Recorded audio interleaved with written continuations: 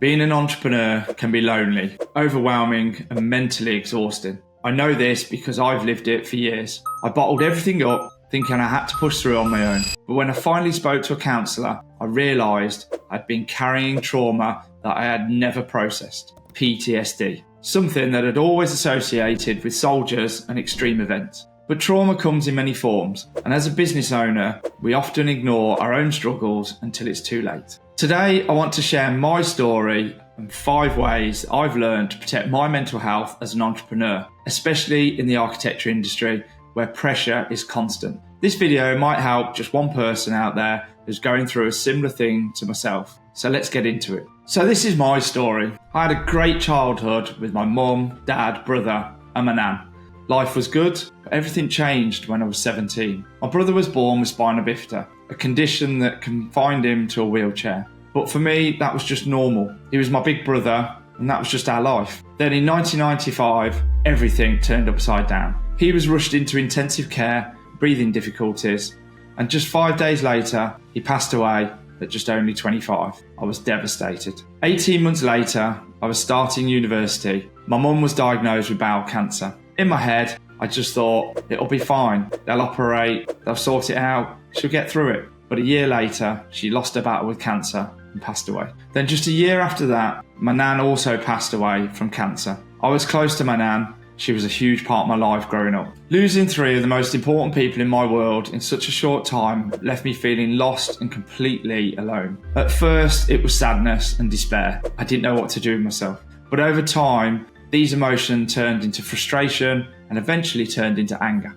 I couldn't make sense of it. I blamed everyone else, including myself. I had so many unanswered questions, and all I wanted was one last hug from my mum and that one last kiss goodbye. Grief drove a wedge between me and my dad. At a time when we should have leaned on each other for support, we pushed each other away. Now, the next 10 years of my life are filled with mistakes, a lot of which I regret. Looking back, I see that so many of them came from the pain that had buried deep inside. I bottled everything up for years, refusing to let myself grieve properly, and it shaped many of the decisions that I made, mostly for the worse. But the one thing that kept me going was my mum's final dying words, and that was to finish my education and make something of myself. And those words still resonate with me and push me forward today. I don't really know what success really looks like, but I do know that it's these words that gave me the strength to finish my degree, start my own business, and get me to where I am today. So my biggest regret was not opening up, not talking to someone, not allowing myself to grieve properly. I thought ignoring my emotions made me stronger, but in reality, it was absolutely destroying me, from my relationships to my work and how I saw myself. For 20 years, I bottled everything up and things went wrong. I felt like a boiling pan where the lid barely holding it together until somebody lifted the lid and everything spilled out. But as soon as it spilled out, quickly, the lid went back on, shut everything back down. It wasn't until I finally tried counselling that I started to let go of the pain I'd carried for so long. Over time, I began to understand how much of my past had affected me and who I was, and more importantly, how I deal with it in a healthier way. So if there's one thing that I want to say to you, this is, don't bottle it up. Talk to somebody. Find support in a way that feels right for you. When you lose a loved one, you have to go through the grieving process. It's not a weakness, it's a necessity. And as men, we hear this far too often, that as men, we need to be strong, resilient. We can't show our emotions. But guess what? It's okay to cry. It's okay to cry, and it's okay to let out that emotion. It's natural. We need to do this to move forward. Now, for me, I know that there's people out there that have been through far worse than me. But no matter how dark it feels, there is always light at the end of the tunnel. You can move forward, you can find happiness, and you can achieve the life that you want and the goals that you set for yourself. So here are my 5 ways to protect your mental health as an entrepreneur. So going through these tough times taught me a lot about resilience, but it also made me realise how important it is to take care of your mental health, especially as an entrepreneur. Building and growing a business comes with daily struggles and stresses. The road isn't straightforward, and while there are incredible highs, the lows can feel overwhelming. But I've learned that managing your mindset is just as important as managing your business. So here are my 5 things that have helped me maintain my mental health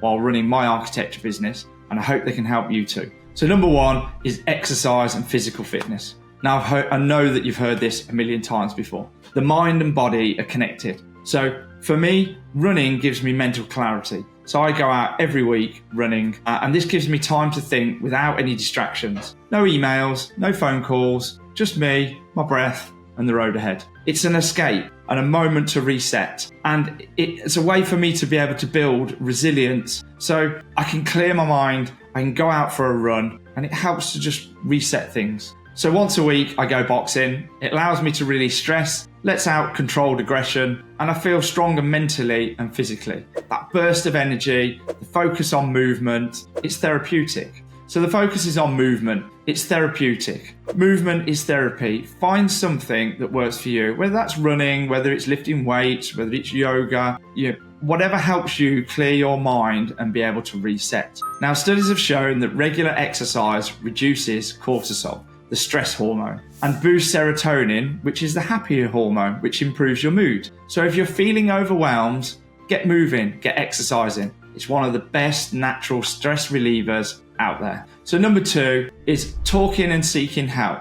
It's not a weakness. I used to think talking about my problems was a sign of weakness. So for years I bottled things up. But when I finally spoke to a counsellor, within 5 minutes I was in floods of tears, reaching for the handkerchiefs. And do you know what? It was okay. It was necessary. I had a good little cry and released some of that stress, tension I'd been carrying around for years. Now, whether it's a friend, a mentor, a professional, talking helps. You don't have to carry the weight of everything alone. If you're struggling, reach out. There's strength in vulnerability. There's a reason why top performing entrepreneurs have coaches, mentors, and therapists. They know that processing emotions and having someone to talk to can be a game changer. There's a misconception that asking for help makes you weak, but in reality, it makes you stronger. It allows you to process stress before it turns into burnout. So don't wait until you're at breaking point. Seek help early. So number three is setting boundaries. Work-life balance matters. When you run a business, it's easy to let work take over. Long hours, constant emails, clients demanding more and more. But burnout is real, and if you're not careful, it will destroy you. So how do you solve this? Well, set clear working hours. Take time for yourself and your family. Your business should serve you, not consume you. Now, successful people know when to switch off because rest is just as important as work. Now, if you find it difficult to detach from work, try scheduling breaks, a little bit like you would for a meeting. Block out time in your calendar for downtime, exercise, or socializing. Treat it as a non-negotiable, just like you would as a client meeting. I know in my business, I find it easier to block out time for things like exercise. Otherwise, it'd never get done. So number four, mindfulness and self-awareness. Understanding your triggers. Stress just doesn't come out of nowhere. They're patterns, triggers that set you off. Maybe it's a difficult client. Maybe it's financial pressure. Or maybe you're just not feeling good enough. So journaling, meditation, or even just taking 5 minutes out to take a breather can help you become aware of what's really affecting you. The more you understand the stress, the better you can manage it. Now, one of the things that I was taught when I did some counselling was to use the 5, 4, 3, 2, 1 method. So when you're feeling overwhelmed, name 5 things you can see, then 4 things you can feel, 3 things that you can hear, 2 things that you can smell, and 1 thing that you can taste. It grounds you in the present moment and reduces some of that anxiety.